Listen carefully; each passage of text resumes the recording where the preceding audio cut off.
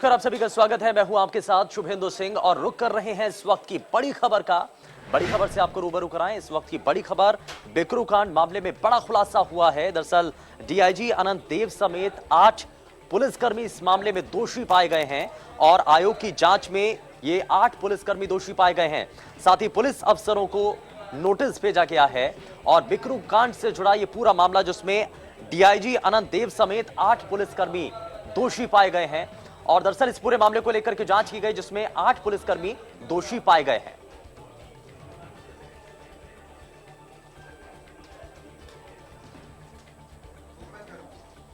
तो इस वक्त की बड़ी खबर, बिकरू कांड मामले में बड़ा खुलासा हुआ है और आयोग की जांच में कई चीजें साफ हुई और 8 पुलिसकर्मी जो कि इस दौरान दोषी पाए गए हैं। पुलिस अफसरों को नोटिस भेजा गया है और पुलिस अफसरों को जब ये जानकारी दी गई तो उसके बाद तुरंत ही इसको लेकर के एक्शन लिया गया है और डीआईजी अनंत देव समेत 8 पुलिसकर्मी इसमें दोषी पाए गए हैं।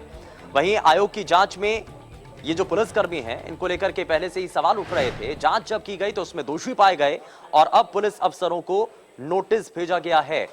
तो बिकरू कांड मामला जिसको लेकर के सियासत जमकर के हुई।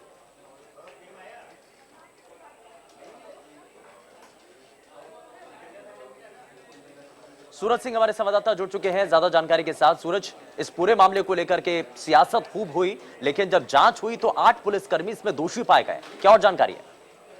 बिल्कुल शुभेंद्र, आपको बता दें, देखिए बिकरू कांड जो था वो बहुत ही चर्चित कांड हुआ था, जिसमें आयोग जांच कर रहा था। आयोग सरकार ने आदेश दिया था कि क्योंकि जो विकास दुबे की पत्नी है रुचि दुबे, उन्होंने एक हलफनामा एफिडेविट सरकार को दिया था और ये कहा था कि अवैध तरीके से, गलत तरीके से एनकाउंटर विकास दुबे का किया गया। उसी में ही जांच आयोग जांच कर रहा था और जांच में ये निकल करके सामने आया कि जो निलंबित डीआईजी हैं अनंत देव, उनके समेत 8 पुलिसकर्मी इसमें दोषी पाए गए हैं, जो गलत तरीके से कहीं ना कहीं विकास दुबे को संरक्षण दे रहे थे, उसको कहीं ना कहीं उसके काम को छुपा रहे थे और जो उसके खिलाफ मुकदमे लिखे थे उससे कहीं ना कहीं हल्की धाराओं में मुकदमा लिख करके मामले को रफा दफा कर रहे थे।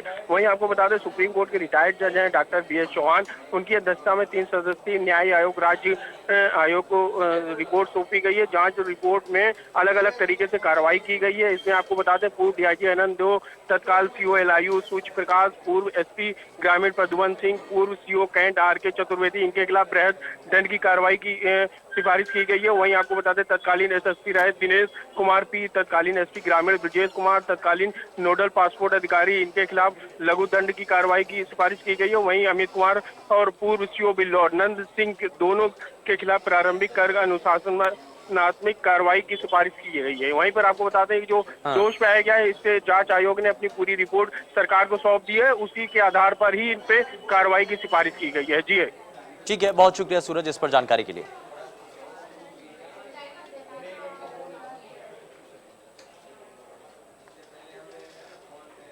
और इस बीच रुक कर रहे हैं बड़ी खबर का। नोएडा से खबर है, जहां पर सुपरटेक के ट्विन टावर का मामला सामने आया है और सीएम योगी आदित्यनाथ ने जांच के आदेश दिए हैं।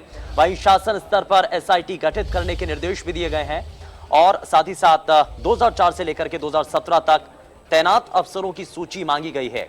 वहीं अफसरों की सूची बनाकर के जवाबदेही तय करने के निर्देश भी दिए गए हैं। इस वक्त की बड़ी खबर, नोएडा में सुपरटेक के ट्विन टावर का यह मामला है, जिसमें सीएम योगी आदित्यनाथ ने जांच के आदेश दिए हैं। वहीं शासन स्तर पर एसआईटी गठित करने के निर्देश दिए गए हैं और इसमें 2004 से लेकर के 2017 तक तैनात अफसरों की सूची मांगी गई है और इसमें अफसरों की सूची बनाकर के जवाबदेही तय करने के निर्देश भी दिए गए हैं।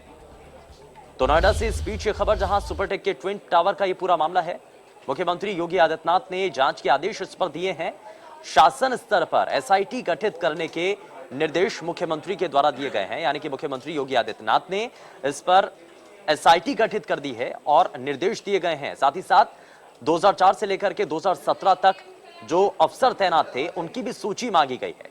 क्या उनकी भी संलिप्तता इसमें थी, ये एसआईटी जांच में सब साफ हो पाएगा और इसीलिए एसआईटी टीम गठित कर दी गई है और इसको लेकर के निर्देश दिए गए हैं। लेकिन अफसरों की सूची बनाकर के जवाबदेही तय करने के निर्देश भी इस दौरान दिए गए हैं, यानी कि साफ और स्पष्ट हो चुका है कि सुपरटेक के ट्विन टावर का जब ये मामला सामने आया, इसको लेकर के सवाल उठे तो मुख्यमंत्री की सीधे सीधे निगाह और ऐसे में मुख्यमंत्री योगी आदित्यनाथ ने जांच के इस पर आदेश दिए हैं।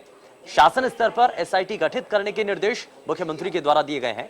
2004 से लेकर के 2017 तक तैनात अफसरों की सूची भी इस दौरान मांगी गई है। कौन कौन से अफसर थे जो कि इस पूरे मामले को लेकर उनकी देखरेख थी, और अफसरों की सूची बना करके जवाबदेही तय करने के निर्देश दिए गए हैं।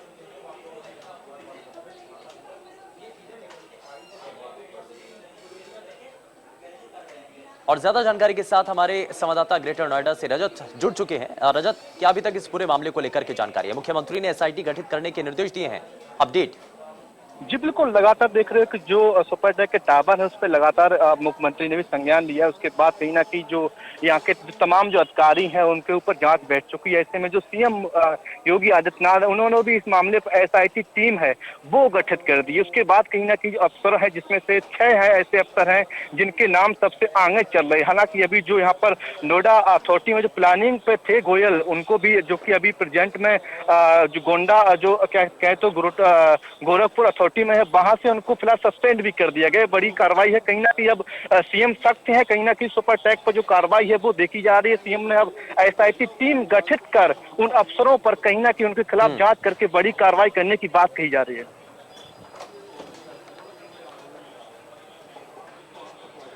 चलिए, बहुत शुक्रिया इस पर जानकारी देने के लिए, और ये बेहद महत्वपूर्ण